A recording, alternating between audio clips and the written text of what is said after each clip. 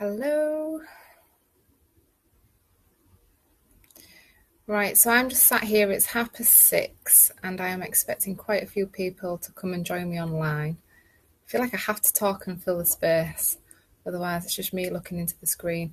If you are with me, if you want to kind of say hi, either press the like button or just put a letter or a number and let me know that you're around, and hi Richard. I'll wait until a couple of people have joined before I make a start.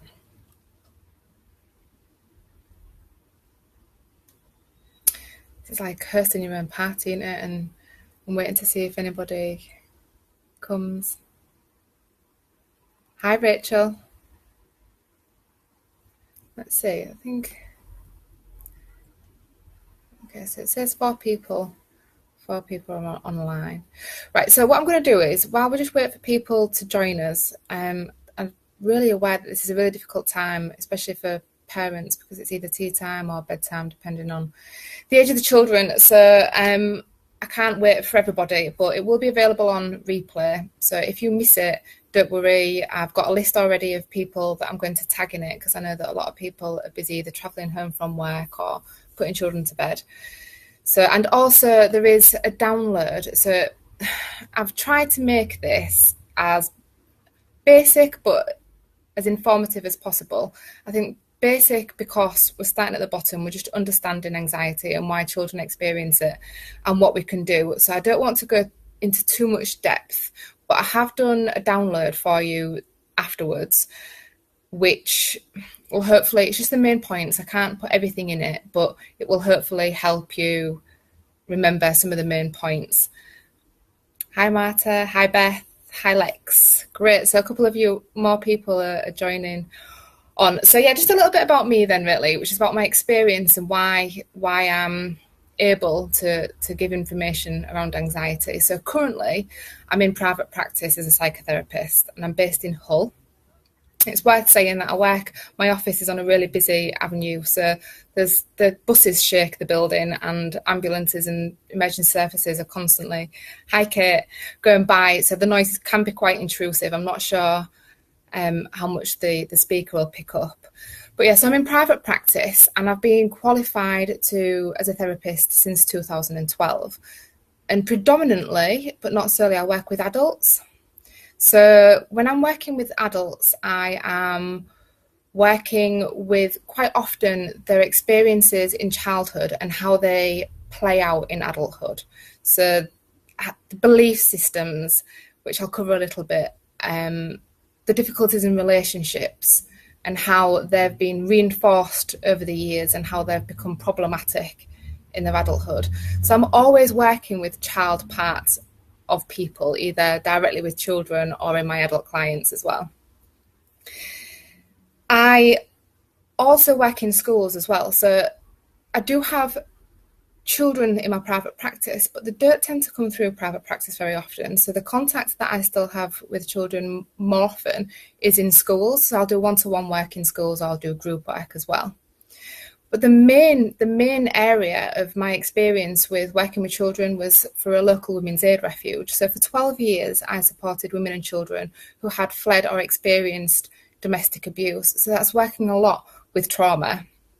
And that's where my skills, I guess, with regards to activities and things that I put together, they all come from there. And I've been very much led by the children and young people that I work with, which is why I think that they can be so successful. Let me just see who we've got. Hi Claire, don't worry, you're not too late.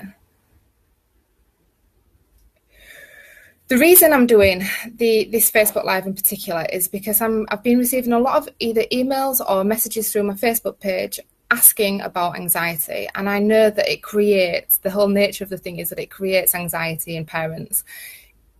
It's bordering painful. In fact, some people may say that it's painful when we see our children in very heightened anxious states. So, and I don't, with the knowledge that I can share with you, and with ways of thinking about anxiety and ways of which you can change in the way that you are with your children when they are anxious, and those parts of life in between when they're not anxious, I think I'm hoping that it will help you develop your confidence, but also soothe you a little bit and realize that actually it is just, not just, but anxiety is a part of life and it is okay, and that we all need to feel a level of anxiety. Hi, Claire. Hi, Del. Right. So I'm going to talk about this in 3 different ways. I'm going to talk about trauma and when anxiety is a symptom of trauma. I'm going to speak in the context of communication, and I'm going to speak with regards to when children feel overwhelmed and how that can trigger anxiety.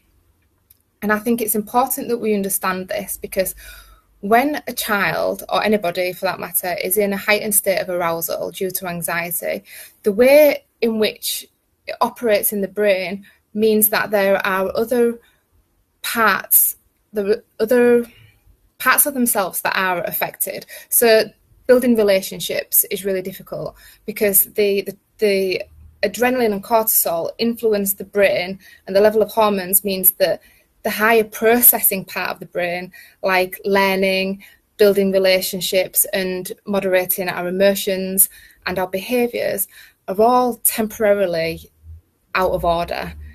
So if we can understand the anxiety and we can understand how we help our children with it, then we can lower the levels of cortisol and adrenaline and hope that those other areas are less affected. So that's why I think it's really important that we consider this.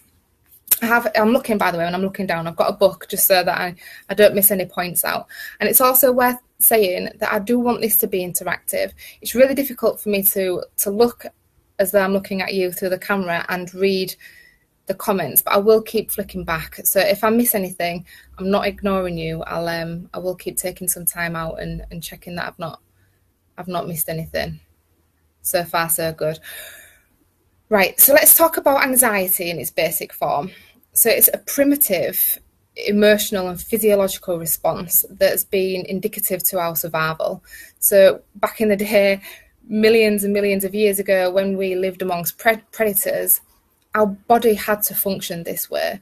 Our body had to have those increased levels of adrenaline and cortisol in order to equip our body to keep us alive. So there's fight or flight, which people are quite familiar with. And the way that the body responds to the adrenaline and cortisol when we experience fear or when we feel threatened is that it gives our body the energy to do those things. So we either fight, we either fly or run. And if we can't do those, then what we might do, and this is all done out of awareness, if we assess a situation in which we feel under threat as pointless to fight or pointless to run because it's not going to get us anywhere, we're not going to be able to escape, then quite often a response is to freeze.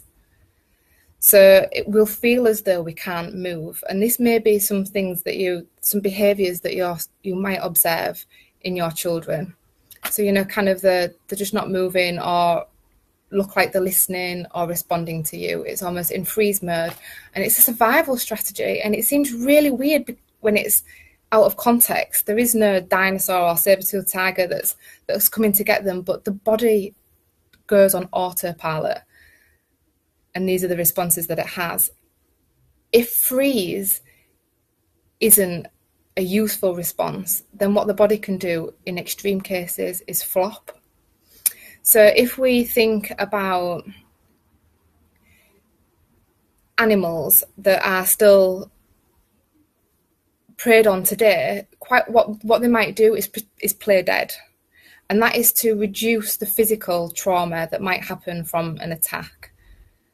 And this is what anxiety, this is what the effects of cortisol and adrenaline, what they have on our body and how powerful they are.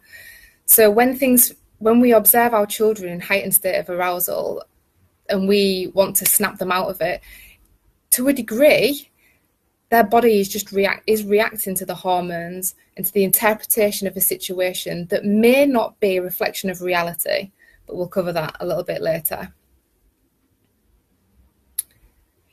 Yeah, Rachel's just said it makes sense why we struggle with learning and why they struggle to concentrate, why they struggle to manage anger. I think a lot of time when we think about anxiety, it might be that we're thinking that they're crying or emotional in that sense. But often when children are anxious, it's also because, and when children are angry, it can be a sign of anxiety as well. So with regards to managing the expectations of helping our children with anxiety, it is unrealistic to expect us to live without anxiety, without fear and without worry. It's instinctive, it serves us a great purpose. Sometimes we are under threat, so we need to use that. And we can learn, with the strategies and things that I'll cover later, we can learn to get our anxiety to inform a decision about what we need to do and where we need to seek help from and what situation means to us. So we can learn to play it use it to our advantage. So that's the basics. I also said that I was going to talk about trauma. So if I move on to that, often when I talk to people about trauma, the perception is that trauma needs to be abusive, inherently abusive and dramatic. Like it's a really, really big event, but it doesn't have to be the case. Something quite subtle can be experienced as traumatic. From not realising or thinking that the parent wasn't going to pick them up from school and how they had no one to turn to and how they felt incredibly alone and isolated. What that can trigger inside is how the trauma can play. The event itself may not be considered as traumatic, but the events, the fear, the isolation, that can be the experience of what trauma can be about. So sometimes when parents contact me about their children's anxiety, one of the things that I often ask is, have they experienced any difficult or traumatic experiences in their life so far?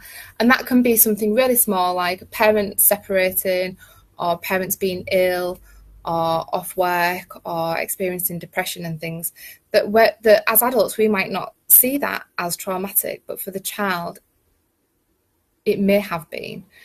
And I think that as parents and carers, we have a level of responsibility at that point, that the responsibility isn't the child isn't overreacting or over-responding to seemingly insignificant triggers, that actually there's a replay of something that's happened in the past and that what they need is the opportunity to be able to recover from that. So children can recover from trauma, whether it is abusive or dramatic or something a little more less subtle. And here are some of the things that children need. So if trauma has been around for your child, then safety, I think, is first and foremost. We need to provide our children with a degree of stability if we are to expect them to be able to recover. So that might mean that we're speaking to them about the incident, that we are finding ways in which we can help them soothe themselves and to make sense of the situation. So whereas we may really struggle to understand what their experience was, we need to enter their world and see how they see it. Because when we use our adult mind, we are, I think it's the age of 25 that we have a matured capacity to problem solve. So if you imagine all that time, even these teenage years as well, to understand that a traumatic event has passed, and that means now that you are safe, or that a person isn't in your life anymore, therefore you are safe, it is really difficult for a child and a young person to be able to do that. So they need safety. They need to see that the situation's gone. They need to see people recovering. They need to feel grounded in order for the beginning of for recovery to start. Right, just let me check.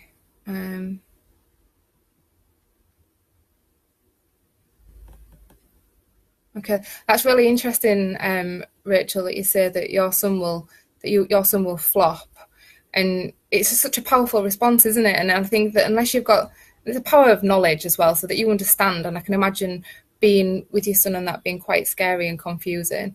And I'm quite interested to see how that might change your response and how it all works out now that you've got a way to frame it and a way to view it.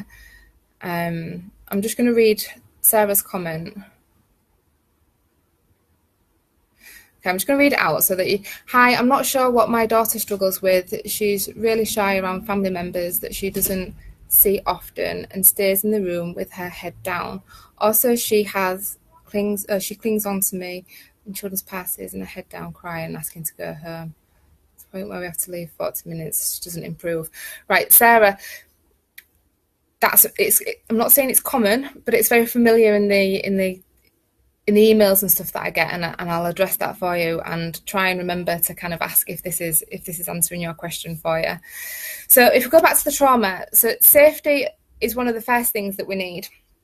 Meaningful relationships. Children need to have meaningful relationships, people that make them feel safe, people that show their commitment to their safety, that validate them and that respect them.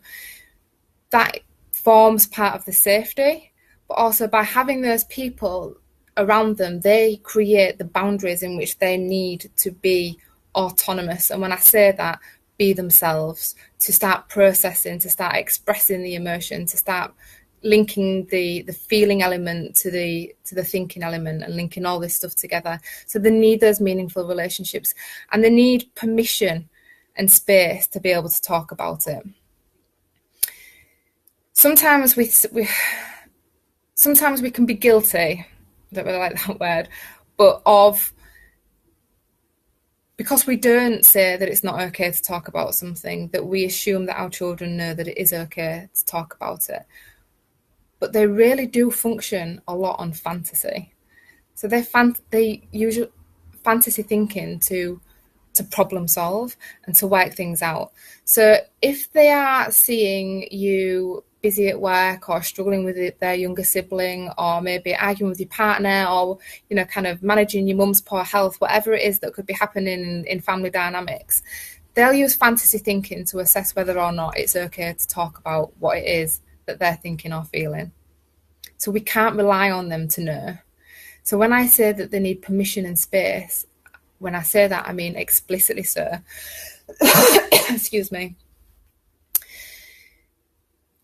And sometimes we think, oh, well, we don't want to re-trauma, or we don't want to put them on the spot. But it can be done. It can be done in play, and it can be done with activities, and it can be done, in my experience, one of the most successful ways to talk about difficult subjects for children and young people is in the car, because you don't have the eye contact that puts them on the spot, and they're able to divert their attention at times and be in the conversation and then jump out of it again, and it creates an element of safety for them. So when creating space and giving them permission, it doesn't have to be direct. It doesn't have to be a case of getting them to sit down and say, okay, you need to tell me about what happened, or it can happen a lot more naturally, but it's about being aware that that's what they need, and that when it's explicit, that's when it overrides their fantasy thinking.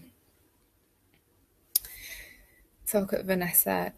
My teenage son gets aggressive when overly anxious. In fact, he shut down and is unresponsive, and understandably now listening to you, it is wise to approach him and engage him, or should I continue?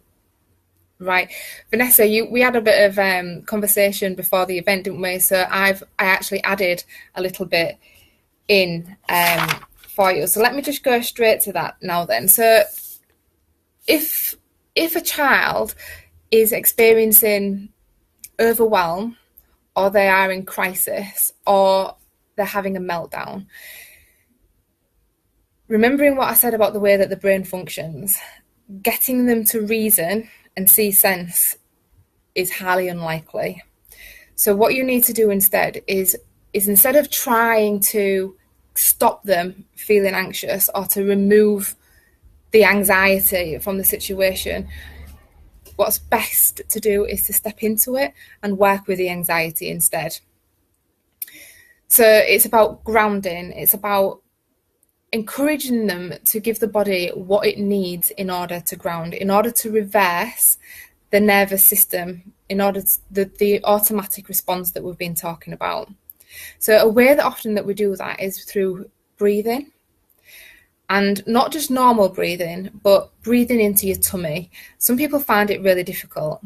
And for that purpose, I always encourage adult clients that I work with and children to practice it so that they're not just relying on it when they're feeling anxious, because it can be quite difficult to get your head around and to practice.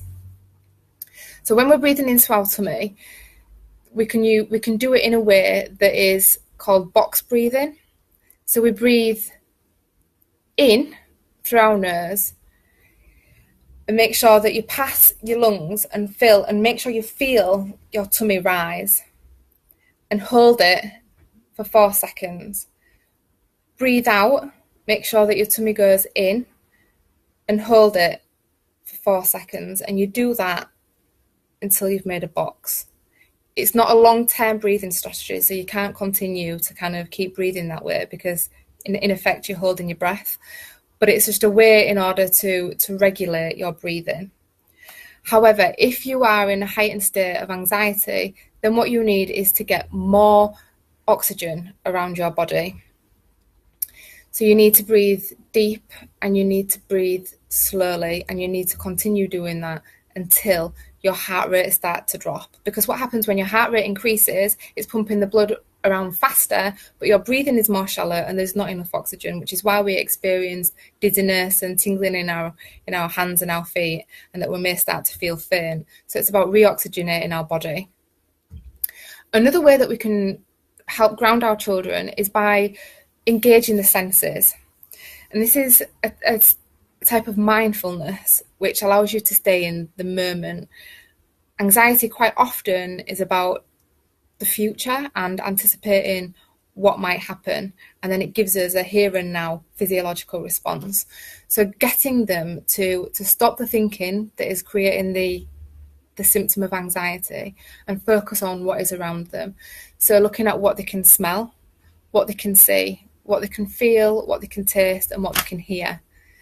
Sometimes, people use an elastic band to kind of flick and focus on and be aware, mindful of the sensation, or opening a window and smelling the fresh air and seeing what else is out there instead, or having a sweet or having a drink, something that just shifts the energy and gets the person to be back in the present. And another thing is, when we talk about safety, it's about offering reassurance. So instead of focusing on, come on, you need to snap out of it, or look, it's not even a big deal, or you've got nothing to worry about, it's absolutely fine. Just tell them that you're there, and just say, you're okay, I'm here, and you're safe. And that calm voice and the reassurance will help them ground. And sometimes what parents come back with is that the worry about reinforcing the anxiety, that if you attend to it and you step into it like I've just suggested and work with it, that you're reinforcing it. And to a degree I understand that, but when we're talking about meltdowns and being in crisis, then that's the thing that we need to attend to. We need to bring them back down. And then all the other stuff that I'm going to cover is how we create a change. So the way that we think about anxiety, the way that we work with anxiety, all in between meltdowns and crisis, not at the time of a meltdown and a crisis. Right, there's been loads of comments. Just let me kind of check in and see where we're at. Vanessa, let me know whether that answers your question.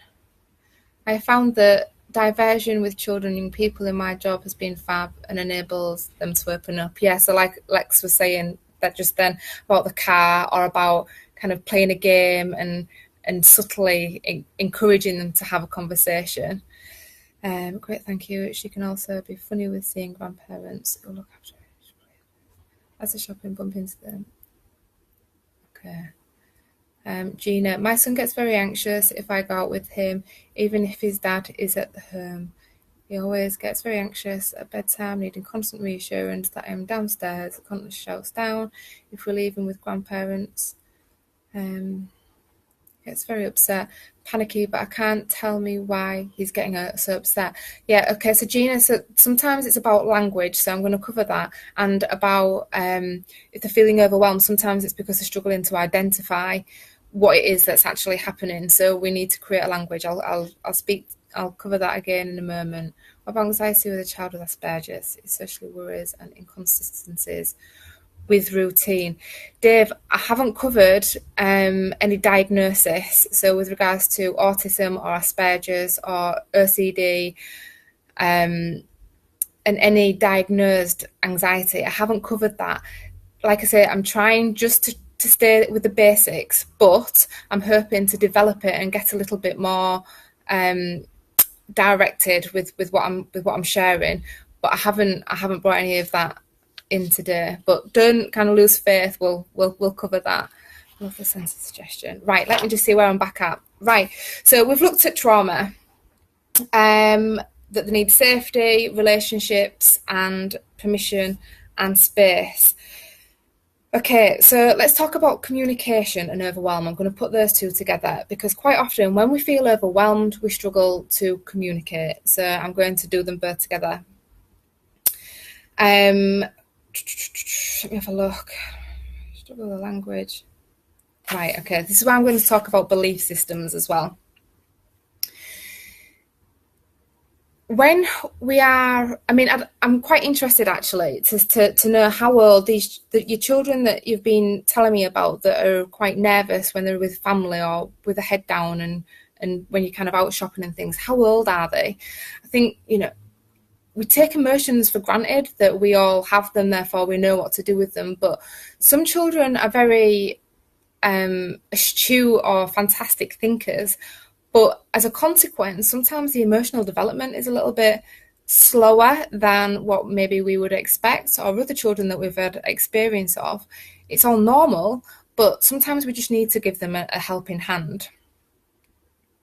So Sarah's saying 4 or 5 in October. So really young then, Sarah. So it may just be that she just needs a little bit of support and development of her with regards to her emotional awareness. So when we feel, and even as adults, sometimes people struggle to pinpoint where that feeling is in their body, or even to acknowledge that it's there at all. But if we understand that we have a feeling that has a word, that has thoughts related to it, and that have behaviours related to it, we can start to connect the dots much better.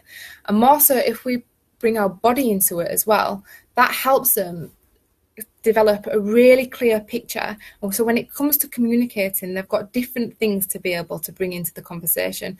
So they can either name the feeling because they've explored different names and what they are. They can talk about what their body feels like. So the butterflies in their tummy, or the tight chest, or the tingling in their hands, or the red face, or the fast heartbeat. These are all really useful ways that we need to be able to encourage our children to do in order to be able to communicate and to get their needs met. Also behaviours, like if we see something that seems like a pattern, then it's really useful for us to be able to bring that into their awareness. Like I notice when we go to parties that you get really quiet in the car. I'm wondering, and that's the point when you notice it, kind of speak to them then. Like, tell me, help them do a body scan. That's a useful thing to do. What's going on in your head when we're on our way to a party? Or what's going on in your heart, or your chest, or in your tummy? What happens in your legs? Does anything happen in your legs? No, nothing happens in your legs? Okay, so you'd say that it's mainly in your tummy. By talking about it, we're giving our children permission, we're normalising it, but we're also developing a language and a dialogue in which we can recall on, do you remember when this happened? Do you remember what we did that made you feel better? So whereas we may assume that children just know emotions because they're just a given that we have them, sometimes it's not the case. But by talking about it, by demonstrating it ourselves, by using our body and by making links, we can help them with the communication And with that feeling of being overwhelmed, I was speaking to a mum the other day, and she was saying how difficult her child found school, and that school weren't experiencing any difficulties, but he got home and it's almost like he just crashed.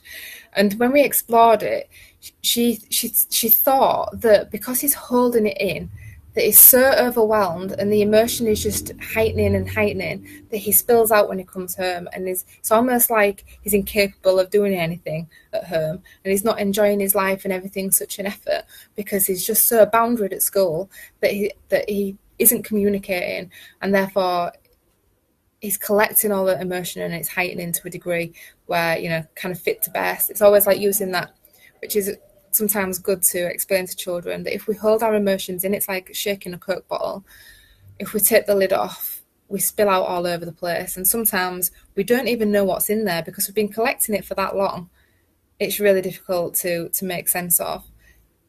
And that's also, as a parent, worth taking note of as well, that they might not know, and they might not know for a while, and it may take talking about it and modelling it to be, to be quite consistent in order for it to start taking effect. And it's not a reflection on you as a parent. Let's have a look what we've got.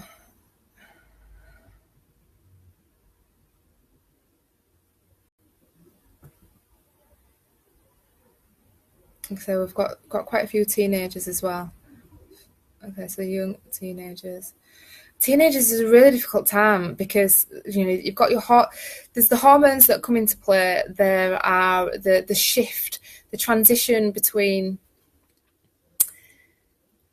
taking on and welcoming to a degree some adult responsibility, but also grieving what you lose through being a teenager. The extra responsibility, which gives them freedom, but also the things that they lose, which is kind of being nurtured and taken care of and attended to their every whim. That it's a really difficult process for teenagers to manage. And I think that because they're entering a stage of the unknown, so when they're close to us, so when they're securely attached and in quite a symbiotic relationship, so it's almost like two people form a relationship and they are individuals, but quite often when they're young and into teenage years, that we form a symbiotic relationship where we're attached and we need looking care of. Like if we're on our own, we're going to get into trouble.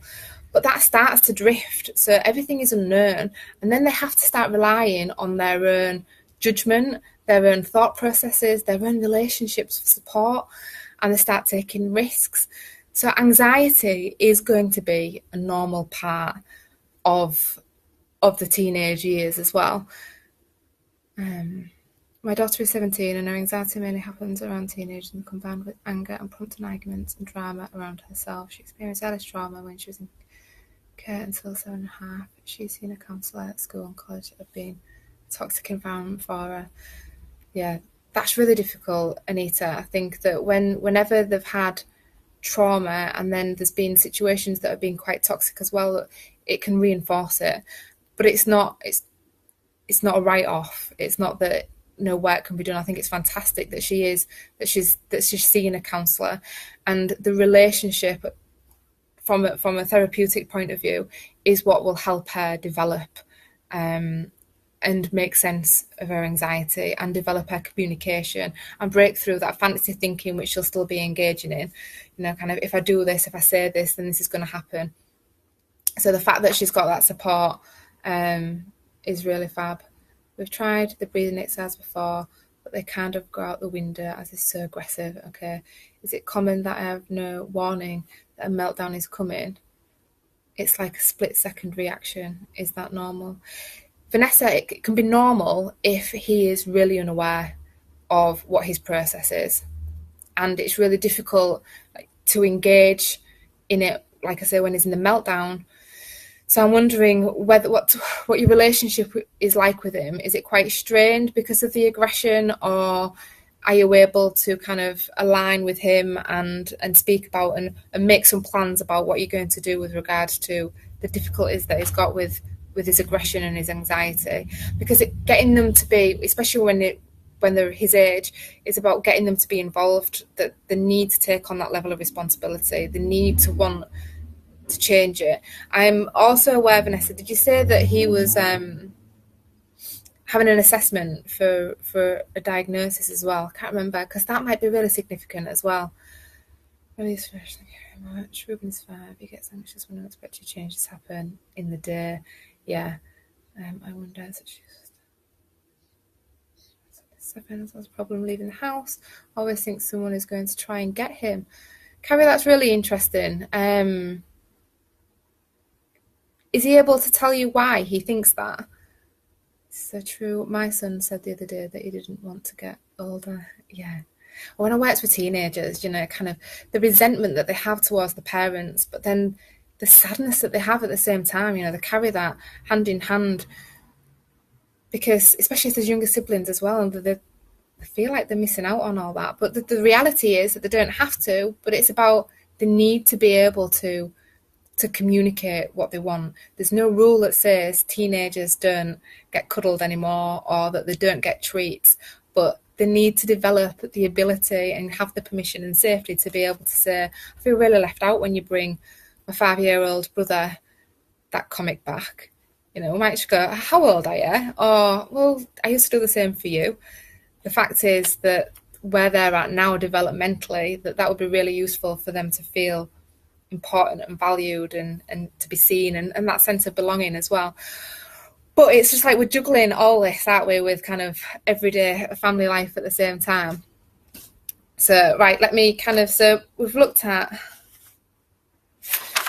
beliefs. That's one thing that I want to cover, is that when we're young, I've already said that we use fantasy thinking. So we use that fantasy thinking, we assess the situation, we're like little sponges, little professors that are kind of working out what's going on, what it actually means, and we can develop a belief system, a really powerful belief system that we are totally unaware of.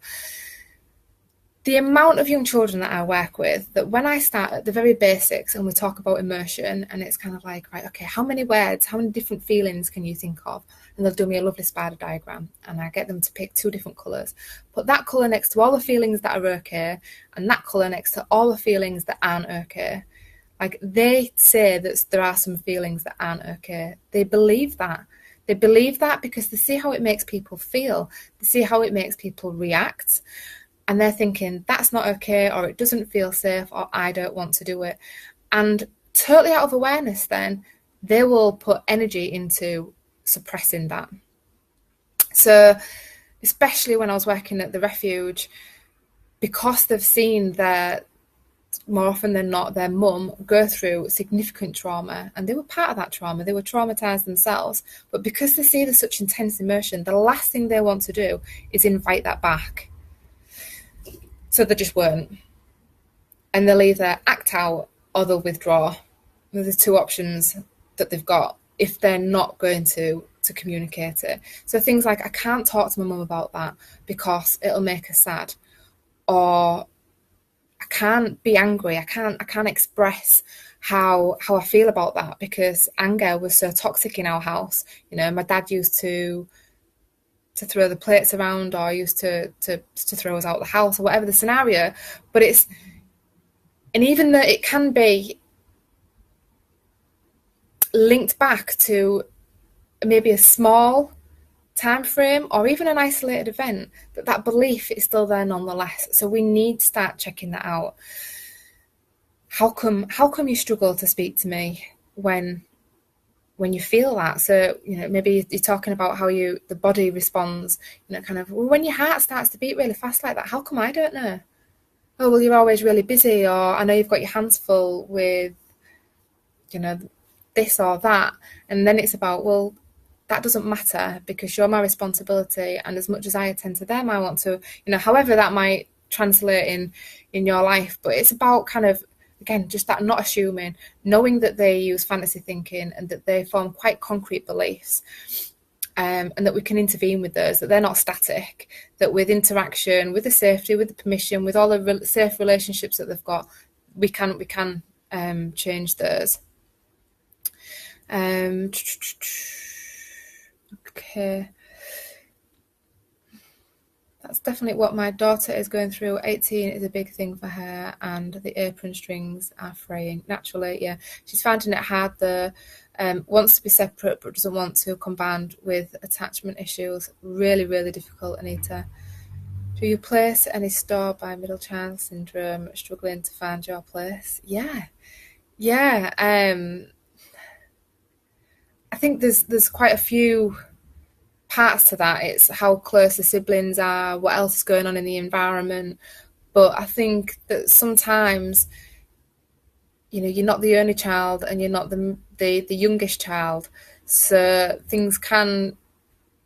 resources are at times at their max. And when we talk about beliefs, the resentment and not feeling like you're important and struggling to get your needs met amongst, the one that's the older one that was the only child, that's full of entitlement, and the younger one that's loud and bolshy, that just gets all the attention. I mean, that's heightening a little bit and using my own fantasy thinking, but I think middle child can be a really difficult thing. My sister would agree anyway. Ruben keeps saying he doesn't want to get older. I'm unsure what is happening for him. That's Adele. Just want to pick up on that, actually, that sometimes we don't know, and that can increase our awareness and our own anxiety. But it's that engaging our own internal dialogue, and that own, what we're talking about, giving our children the nurture and the permission that we need to give ourselves, that as parents as well. We have a limited capacity. We are juggling lots of things. We sometimes aren't fully aware of our own emotions and our own anxieties and what triggers them, and what we really need to make ourselves feel better. And so, if you know that your child is safe and that he's got your attachment, and that, he's going to continue to develop, because his language is going to continue to develop, his support network, his ability to access that. So things will start to change. But I guess it's just being able to tell yourself that, yes, tomorrow where it comes. Yeah, I thought so. I think that's a real, kind of before you work yourself into the ground trying to figure out how to do that. I think the CAMS assessment's really, really important to factor in. Right. I want you to keep putting your questions through, because what I can't answer today, I will come back to through the next week. But I'm aware of the time, so I want to make sure that I get through this. So as a parent then, so what we're talking about, ways in which that we view our children's anxiety and what it means, and how we can actively do something for them. But I think that we can do things, we can change the way that we are, that will have a ripple effect on the way that they manage their anxiety already. So I think that we need to show flexibility. I think that we need to show that we have good and bad days, that sometimes we don't have the answers, that sometimes our emotions feel really intense, and sometimes I make wrong choices, and I'm sorry about that, but they don't define us. And I think that children get permission from that. What I often say, and it was quite powerful in a talk that I did last week to the Homicide, Fire and Rescue, was that we need to make sure that our walk matches our talk.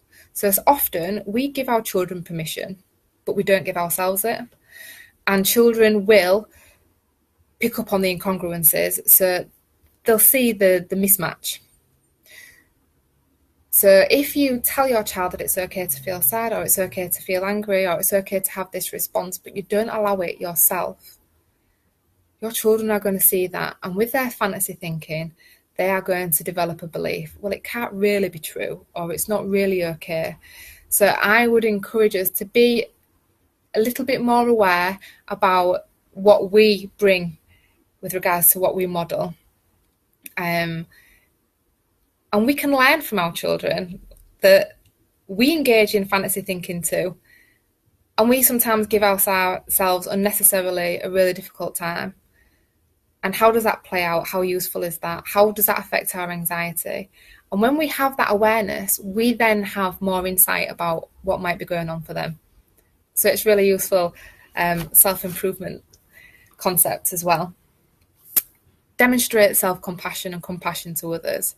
So again, that critical thinking, if they often hear us giving ourselves a hard time, or like, oh, why am I still crying, or I do my own head in that I can't get past this, or that that's going to develop part of their internal dialogue as well, because like I say, we are little sponges, and the way that our personality develops, according to the theory of transactional analysis, which is what I studied, is that it's almost like we swallow whole. We swallow whole, kind of those mottos that our parents say, kind of pull your socks up, tomorrow's another day. How dismissive is that? But if we tell ourselves that, they're the things that our children are going to start to pick up on. So if we want our children to be more fluid and more autonomous with their feeling and to be able to communicate it, then we need to start giving ourselves a little bit of that treatment as well. I've also mentioned about creating dialogue and the opportunity. So naming our feelings, not always asking what is it that you're feeling, what is it that you're thinking, but allowing them to see us. Oh gosh, do you know what? I feel really flustered, and I wonder what that is. Today was a really busy day. I wonder if I'm feeling tired, or actually I've got a meeting tomorrow. I might be a little bit worried about that. And then that's when they see that, kind of like, oh, okay, so this is normal. This is encouraged. It's safe. So not just in kind of introducing the dialogue for our children, but engaging in it ourselves and getting them to engage in ours. And I think often, especially if you struggle with your own emotions, or you've experienced your own trauma, it can be that, and sometimes a conscious decision is that we are going to protect our children from that at all costs. But we don't do our children any favours by doing that, because we don't equip them with the resources. If we don't equip them with the resources, then what they rely on are external resources, which are forever changing from situation to situation, from person to person. They need to know that sadness is okay and that it's around, that people have really difficult times, that we recover from it, and it doesn't feel nice and it may last longer than we want it to, but we can get through it. I'm not saying that you tell your children the ins and outs. It can be done in a very age-appropriate way. It can be done through the movies that you watch, kind of picking up on similarities. And as I say this, I rolled my eyes at myself and thought, kind of, oh yeah, so you've got to be kind of like always aware of it in order to find opportunity. But the more you are aware of it, the more you start to integrate this, the more easy and autonomous and more fluid it will become. It will become part of the way that you interact with your children. And demonstrate responsibility. So as an adult, a carer, a parent, I think that when we demonstrate responsibility, that we are responsible for ourselves, that we all have choices to make, and that we all have consequences, either positive or negative payoffs. And taking those as well.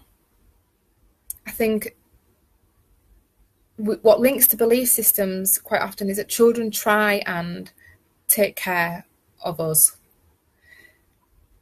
through their fantasy thinking, and they think that their ability to be able to kind of to do that, they suppress emotions and thoughts, or not even share their experiences that they've had, for trying to protect us.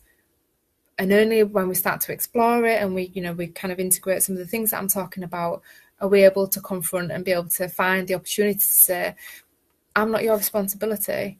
I'm an adult. I've developed my resources. I had safe adults. I had people helping me when I was developing.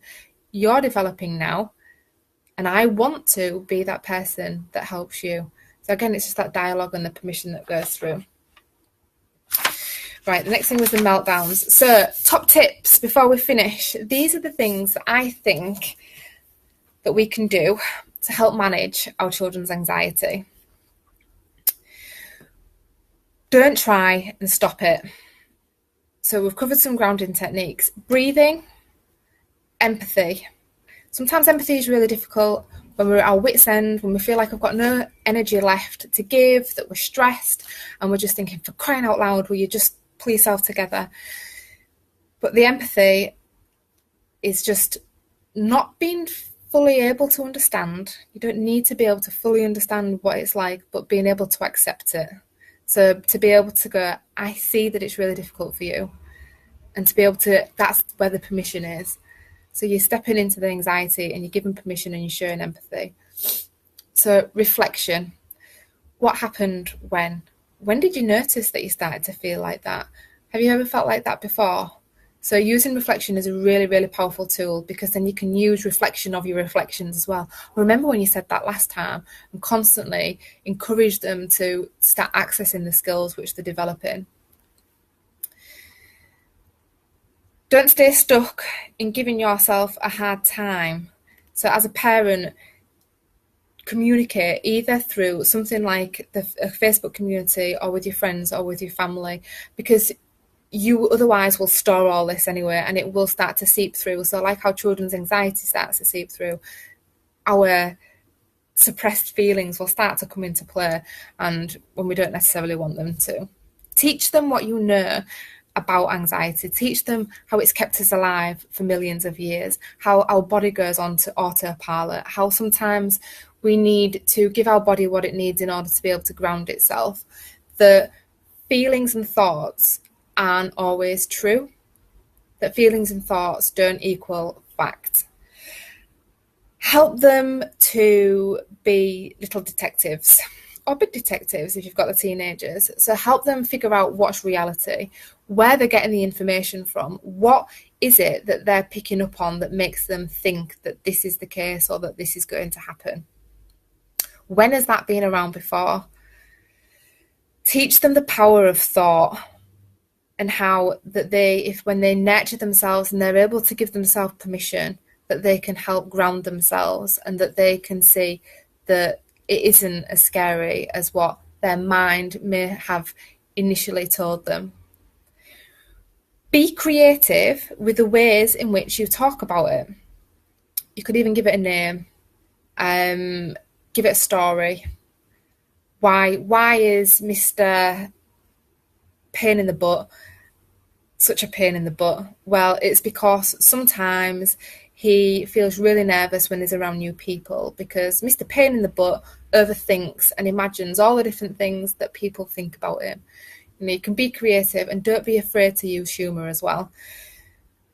In work with adults, it's a little bit different. I think sometimes we laugh things off, or we laugh at things to minimise it, but I think it's a really useful strategy to use with children, because it helps normalise and soothe them and know that it's okay.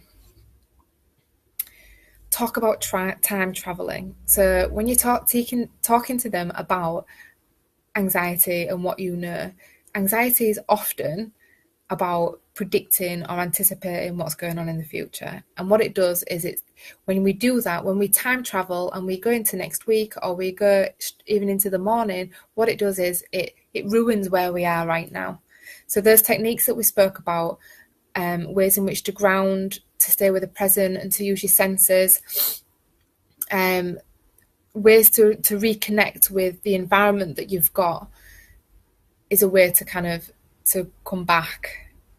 So whenever they find themselves trying to travel into the future, develop the toolkit in order to be able to bring them back. Allow them to worry and create opportunity for it. So there are things like worry dolls that I know that you can buy, but you could also maybe do a worry catcher. So be creative and change your dream catcher to a worry catcher, or get a shoebox and make it the box for worries. When I worked at the refuge, I would often encourage that, because if they didn't feel safe to speak to their significant adults at the time, then we would, I think one child made a prison, and all the negative thoughts and the scary thoughts about her dad would go into the prison, and it was a way for her to separate herself from them, but also externalize them, acknowledge that they're there, and self-soothe by keeping them, creating something, a safe place to be able to keep them. So allowing them opportunity to do it, either through reflection, diary, being creative, getting them to make something. And a big one, avoiding anxiety. The difficulty is that when we're feeling anxious, we engage in safety behaviours. So that's anything that makes us feel better in the moment. What happens is when we take those safety behaviours away, the anxiety persists. We're not learning to deal with it. We're not testing reality. We're staying stuck. We are using our internal experience to predict and anticipate what's happening externally. And what we need to do is start integrating the two. So the internal experience and putting it outside to the world. Is it true? If there's certain situations that are particularly triggering for anxiety, I'm not saying, kind of just take them regardless and ignore the fact that they're feeling anxious. But through the dialogue, through the things that we're talking about, getting them to be engaged, getting them to take an element of responsibility, knowing that there is a possibility for change, create a ladder. So kind of a ladder of exposure. So the least threatening experience to the thing that you find your child avoiding the most. So that it's a strategy to enable them to self-soothe, but also to them to be able to have a sense of achievement and pride, and to continue to be accessing you for support and to feel safe within that. So quite often parents might say that their child really enjoys going to clubs, but that they soon drop out, that the parent themselves finds it so overwhelming to take their children to the club that they just thought it's not worth it. My child's really distressed, I'm getting really distressed, so we'll withdraw from it. But actually that maintains the anxiety. When I say that, it may seem really black and white, but it's just food for thought, really, that if you continue to avoid what triggers the anxiety, then the anxiety will remain, because they're never testing it, they're never developing, they're never growing, they're never shifting. And finally, create the opportunity for your children to see who their adults are, that they have those meaningful and safe relationships with. A way that I often do this is to get them to draw on the hand, and then each of the fingers, get them to write the name of a safe adult and talk about, why is that person safe? Who would you go to in this situation? What about in this situation? Excuse me. So yeah, in the fingers, do the safe adults. In the palm of the hand, if they're young, write the things that give them comfort that can't necessarily keep them safe. So that might be animals, teddies, feeling soothed when they put a certain program or film on, but the things that kind of make them feel good, put them there. And then here, the emergency services. So what if the worst case scenario came true? Who is out there when these people aren't there or might not be there to keep them safe? And then they'll see that they have like a massive collection.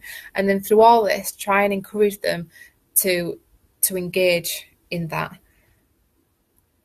On the fingers, get them to have someone that's in school, have them, if there's a place that they frequent, get them to include that and like a significant person there. So wherever they are, they always feel as though they've got somebody. And then you may choose to speak to that person and say, with your child, so that they see that this is all happening and this is all okay. Me and Ruben did our safe hand the other night, and you were on it, and he said that he really likes how calm you are and how you never tell him that he's wrong, things like that, so that the child sees that everybody is singing from the same hymn sheet, that we are talking and we are doing the walking as well. Okay, so that is all the content. I feel like I've rushed a little bit towards the end, but like I said, I haven't managed to go through all your questions, but I will do over the next week, so please bear with me. If you aren't in the event, in fact, actually, scrap that. In the event and on my page and in my group that I've got for parents and carers, I'll add a link over the next couple of days to the download that you can get. So what I'm going to do is I'm going to link this video into the email with the download, so that you can make notes or kind of re-jog your memory through video and the download at the same time. If anything comes on the back of the video, something kind of like afterthoughts, or you keep in touch with me, basically. the way that I run the group for parents and carers is that it's very much by where you're at and what you need. I use that to write the blogs. I use that to decide that I'm going to do a video, and I can tailor it and I can make it more in depth if you've got a specific need, like we was talking about Asperger's and stuff earlier on. So for now, thank you for watching. I think 11 of you have done super well and stayed engaged all the way through, and I'll be in touch, okay? And look out for that link and you can get your download, and I'll speak to you again soon. Good luck, and remember, self-compassion. Don't give yourself a hard time. All right, bye.